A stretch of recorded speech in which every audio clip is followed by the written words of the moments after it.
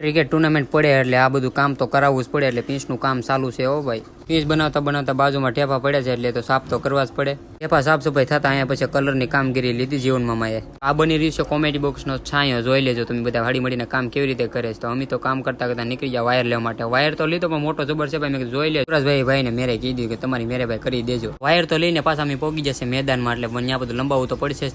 ના પહોંચતાની સાથે તો અહીંયા તો જોઈએ તો જે વાળા ઉભા જતા મેં તો ઘડીક રમતું કરવા લાગ્યો. પછી મેં કીધું કોમેડી તો કરવી જ પડે ઘડીક. જો જતો તો પીસ તો અહીંયા મળી ગયો સાયકલ વાળો. મેં કીધું ભાઈ સાયકલ વાળા લેતો તો જા, મને પીસ સુધી તો ખાલી લેતો જા. આપણે તો પીસ જોઈને કોમેડી બોક્સનો સાયા પાઈ ગયા હતા. અહીંયા તો સાયો કરી નાખ્યો તૈયારો. તમે પાછા બધા લોકો કહેતા છે કે એટલી બધી પબ્લિક કેમ છે? પબ્લિક તો હોય જ ને. કાલે ટુર્નામેન્ટ ચાલુ થવાની છે એટલે બધી સીટીઓ નાખે છે એટલે કાલે મેચ તો ચાલુ જ કરી દેવાની છે. આપણે સીટીઓ નાખ્યા બાદ સવારના પોરમાં ઉદઘાટન છે એટલે બધીને ભોગવવું તો પડે. એટલે અમારે શિયાળબેટથી સરપંચ આવેલા છે ઉદઘાટન કરવા માટે. એટલે ઉદઘાટન તો થઈ ગયું છે. તો આગળ હવે આપણે સરપંચજીને બે બોલ રમાડશું. એ બોલ અમારા ગામના સરપંચજી રમશે. ખોડાભાઈએ પણ એક નંબર શોટ માર્યો. બેટિંગ છે રૂપસંગ